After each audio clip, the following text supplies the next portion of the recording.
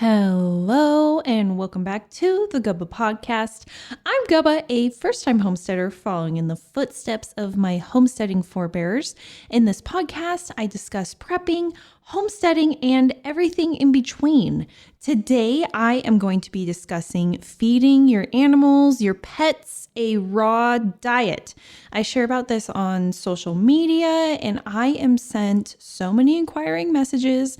So I thought it would be a good idea to make a dedicated podcast episode to discuss it. Feeding your pets raw. How do you do it? A majority of my content is centered around preparedness, homesteading, and health. I also think our animals, who we love very, very much, our pets, who are a part of our family, should be thought of as well in our life's journey. So that is why I feed my animals, specifically dogs in this case, because that's what I have. So what is raw pet food? Raw pet food is just that. It is food that our animals would eat naturally in an unaltered state. So if you think about our cats and dogs, they are carnivores, omnivores. Their ancestral diet did not consist of kibbled or canned food, this processed junk that we now see on the shelves that is marketed towards our pets, and we're told by your vets that's what they need to eat. But if your animal was in the wilderness, what would they be eating? It sure as heck would not be kibble. And so kibble was actually invented in the 1950s as a convenient and quote unquote nutritionally balanced alternative to raw food diet for pets. Because if you think about it, back in the day, the animals were on that raw food diet. They were around the homesteads. They were getting scraps from the families, or they had canned dog food back in the day before kibble came about. And so if you look at this time period, there are a lot of quote unquote conveniences that popped up. There was the war on butter and healthy fats. So butter was really demonized and the housewives were encouraged to use margarine, and then raw milk was demonized and people were praising pasteurized milk. It's just kind of an interesting period in our history of food, including our pets' food. It's so wild to me because big food profits on us being sick. Okay, they sell us processed food, we get sick, we then go to the doctor, they prescribe us meds. So big food go hand in hand with big pharma. This is also for big pet food. They give our animals, our pets, junk. They tell us this is balanced, this is what they need, and then our pets are getting sick. Cancer rates are increasing.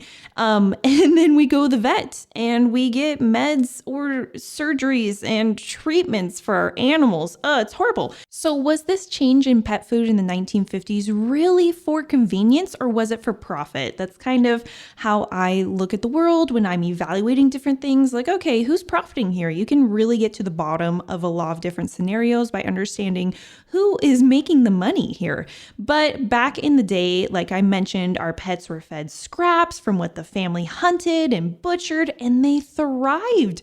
Just this past year, there was a farm dog. I saw an article who took the Guinness World Record of being the oldest dog, coming in at 30 years old. Yes, 30 years old. How long is a typical life expectancy of dogs? I believe it is getting shorter to maybe 10, 12 years, except people are sharing stories with me, how their young dogs around 5 to 6 years of age are getting cancer and passing away. When I share that I am feeding my dogs raw food or I'm sharing their food, I have gotten stories like these, and it makes me so sad. So what the heck is going on? But this dog that lived to be 30 years old, I absolutely love because I want my dogs to live to be that old. I really love my dogs. I feel like they're special spirits. I'm very grateful to God for them because they bring so much happiness into my life. And you know what the owner said that attributed to their precious dog living for 30 years? You ready for this? Their name was Bobby, or Bobby, by the way. They said they, quote, credit his longevity to eating the same food as his humans. Although free from seasoning, drinking a lot of water, having the freedom to roam around his nature, surrounded home, and the calm and peaceful environment Bobby lives in, far away from cities, end quote. Notice how they said that he eats the same food as his humans.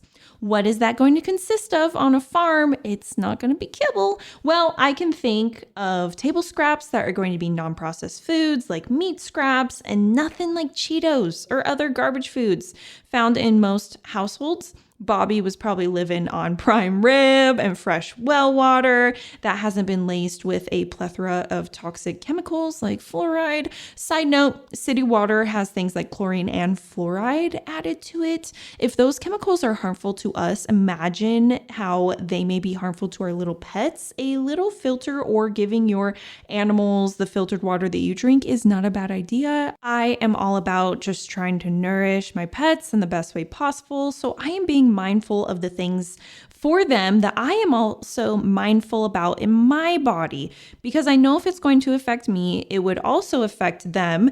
And then by nourishing them and tending to their needs properly, I also view that as saving me vet bills. My dogs literally never go to the vet. They never have any issues going on. There was now that I'm thinking about it, there was a skin issue. One of my dogs got a hot spot. I had recently changed everybody's diet. I was giving them raw garlic in the summer, and one of my dogs started to get a hot spot, which is where their skin kind of started to ooze and turn red. And normally people are like, oh no, my dog has a bacteria infection. I need to take them into the vet. Well, what it was is it was diet related. They were having raw garlic. Their body didn't like it for whatever reason. They are a rescue, so they were on an completely different diet. They've probably never been introduced to garlic before, and so maybe it was a shock to their system. I didn't integrate it properly, but I took out the garlic, the hot spot went away. So when you think about this example and say your dog or cat is having skin issues, or they're licking their paws all the time, hair's falling out, their coat is not shiny, I wouldn't, go and take them into the vet right away. I would see, what are they eating? If you think about us, when we aren't eating well, it shows on our face. We have problems with our skin, our hair, and our diet will truly manifest itself on our outward appearance. That is also the same for our animals. And it is just so interesting that when our pets have something going on, we are initially trained to take them right to the vet. I absolutely think there are specific scenarios for this. Your animal has a deep cut, or, they got into a serious wreck or accident or fight. Absolutely, go get the stitches and get that traumatic care. But we are trained to feed our dogs kibble. We see the commercials for it ever since we're little. That's what our parents did. And then when these health issues arise, or our dog is sick and they are having digestive problems, we take them into the vet, who then prescribe them meds, and it just continues the circus cycle. I hope that I am opening up your mind to another way of thinking about how our pets eat, and what we have been told is not necessarily true. But let's take a step back and take a look at the conventional pet food. First of all, I want you to know how well hidden the actual ingredient list is for most dog food companies. I went to Purina's website and had to find a little text blurb where I could click to get the actual ingredients on their kibble, okay? They present them in such a deceitful manner, like, wow, we have the protein your dog needs and the vitamins and the minerals, but the actual ingredients tell a different story. I am specifically looking at the puppy chow, so keep in mind, this is what is recommended to feed puppies. I kid you not, veterinarians, okay, who went to school for animal health and how to treat them, recommend this. Little animals that are growing up and need a good start at life, they're recommended this. It's a nightmare. It's disgusting to think that veterinarians will recommend this garbage, but I understand that they were brainwashed and bought out veterinarian schools, so they think they are helping, but in reality, they are putting money into the pockets of the people who run the system. They are not helping. Here are the first few ingredients. You ready for this? Whole grain corn, chicken byproduct meal, corn gluten meal, ground rice, soybean meal, animal fat preserved with mixed tocopherols, egg and chicken flavor. Whole grain corn is the first ingredient, meaning it is the largest quantity of any ingredient on the bag. So your dog isn't getting meat like Purina is marketing. They are getting fed corn. Why? Keep in mind that corn is one of the most GMO, genetically modified foods, okay? And they're just, it's cheap. So they are feeding it to our animals. So your dog is not getting that meat. It is because corn is cheap. Second ingredient is chicken byproduct meal. You may think, great, they are getting some meat. That's the second ingredient. No, this isn't actual chicken. This is byproduct. This is the entrails of what is left after the animal is butchered. So like organs and carcass. And you may still be thinking, hey, that's great. In fact, like I get organs and carcasses for my dogs. But this stuff, okay, is the stuff that they don't have to keep properly in the big meat industry. It can be left on a hot trailer to rot in sweltering heat. It can come from sick and diseased animals, and then that is fed to your animal. I'm all about the quality of food that then nourishes us and our bodies. If we are feeding our animals products from sick animals or from rotted meat, what do you think that does to them? Do you think feeding your animal sick animal is going to keep your animal healthy? That's backwards. That doesn't make any sense. The next ingredient is corn gluten meal. Another garbage filler ingredient, ground rice, garbage, soybean meal, garbage, flavoring, and more garbage. Y'all, conventional animal food is poison. It is poison. Okay? You cannot look at that ingredient list and argue any other way. You're not going to argue that it's beneficial for your dog. Your vet might have some twisted thing that they learned in their vet school about how it is beneficial. It's not. Like, you just have to use common sense. It's literally just asking for common sense, okay?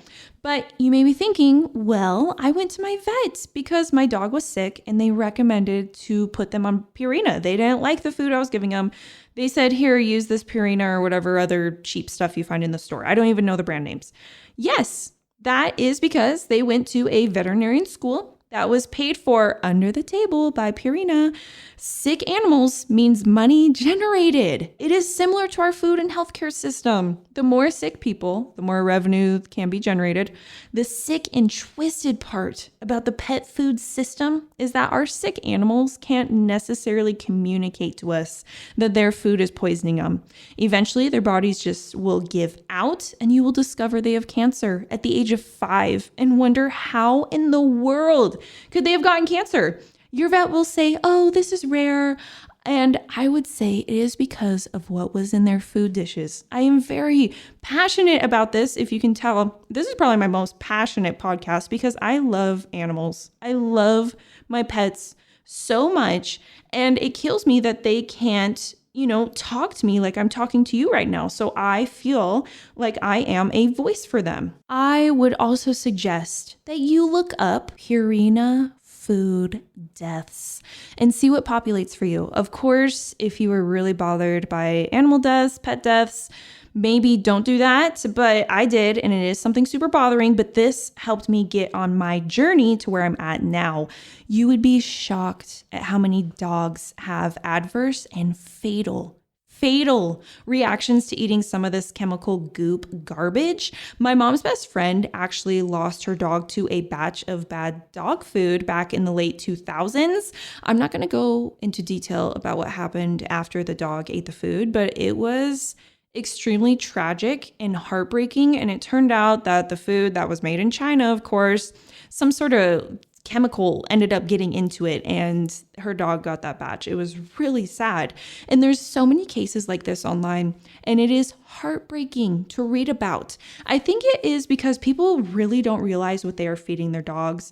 Not only do they not know what they are feeding their dogs, but when they finally make the switch to a better alternative, they are scared off of it. For example, the word started to get out there about how atrocious conventional dog food was, like Purina. So people did start to switch to better alternatives with cleaner ingredients, like brands from Acana, and Nature's Logic. Then guess what happened? The FDA rolled out a warning how these better alternative dog foods, the Acana, Nature's Logic, are causing heart problems in dogs and to watch out. This scared people away from these foods. And no joke, vets even said to go back to Purina. I was beside myself when this was happening. It was only a few years ago, I think 2019, when this all went down. 2019, 2020. Actually, it had to have been 2020 because that's when I got my first puppy and I was looking into these alternatives. And I remember there was this huge scare with the FDA. And it's like, come on, do we not see how convenient this is? And when the FDA comes out with things and, who they're in bed with, it really is like, don't be so swayed so easily, people. Let's use some critical thinking. Animals are dying left and right from Purina and the other dog food garbage out there and the giants. And the FDA doesn't do much, whatever. But all of a sudden, there are a few cases of heart issues with better alternative dog food. And the FDA puts out a huge warning. This warning was all over the place at the veterinarian's offices that year. Again, I believe it was 2020 because that's when I had my puppy and I was going through this, trying to decide what was best. And it was printed at the place that I bought dog food from. Although this place was a holistic, centered pet food place, they said they wanted people to know what was out there. They also had a printout that pointed to documentaries that detailed the horrors of conventional dog food. And I appreciated them being open about both sides. Like, hey, here you go, decide for yourself. For me, it was black and white. It was really obvious, but they did not sell Purina in their store. And they were a wealth of knowledge when it came to pet food, like beef being a warming meat and good to feed in winter, and chicken and duck being cooling and good for summer treats. So pet food is really complex and cool. But anyway, I am encouraging you to do your research. Make your own choices on what works for you and your animals. I genuinely don't judge. I do get sad when I see animals having to chow on food that makes them sick because they can't communicate. Then they are taken to the vet who wants to do surgery or treatments like chemo. Imagine having to go through that and not being able to talk. That is heartbreaking. I think that we can prevent pet cancer. So what do I do? What do I feed my animals? Do I feed them raw chicken? These are all questions I get asked. When I first got started, I researched better alternatives of pet food, obviously. I started my puppy on a brand of kibble called From, FROMM. I liked that they had cleaner ingredients than Purina, like actual meat in them. And note that if you do feed kibble, soak the kibble in water for about 15 minutes before you feed it to your animals to hydrate the kibble. The kidneys have to compensate for the dry state of kibble. I mean, it is completely dry. And over time, this can run your animal's kidneys into the ground. I'm not sponsored by any of these kibble places, by the way. I also used Acana and Origin. These brands got bought out by Big Pet Food, though. I think the ingredients are still okay the last time I checked. The pet food place I would get food from said they wouldn't carry these anymore if they had changed the ingredients, and I believe they still do carry them. So it passed the test. My favorite kibble, though, is Nature's Logic. I love how bare the ingredients are, and I feel like they offer top quality kibble if that's the route you want to go. They're really awesome. Keep in mind this kibble will be more spendy than Purina. Why? Because the ingredients are better quality and not filled with garbage like chicken byproduct or corn. I just really cannot get over that. The next step I took was actually going raw. So I fed my puppy kibble for like the first 6 months of her life, and I was doing the vet visits and all that. And then I took a step back and was like, yeah, no, this isn't working for me or my puppy. Making this jump can make you nervous. I completely get it, because when you look at raw feeding, it seems complicated. I'm here to tell you that it isn't. Think back to Bobby at the beginning of this podcast, the dog who lived off of human food and scraps to 30 years. I feel like the perceived complexity makes it feel like it is hard to do, so people don't do it. Don't overthink it. I ended up doing Steve's Raw Patties. Again, I'm not sponsored. Very great place to start if you want to do raw. I love their product because they had simple ingredients like actual chicken, liver, and organs. I kept them frozen and would just give the patties to my dogs. They come in patties or little nuggets. Super easy, and they have a food calculator on their site. The calculator will determine how much you feed your dog each day based on their weight and their activity level, and if they're a puppy or an older dog. Again, these are going to be more spendy than a better alternative kibble even, but keep in mind, vet bills are expensive too, extremely expensive.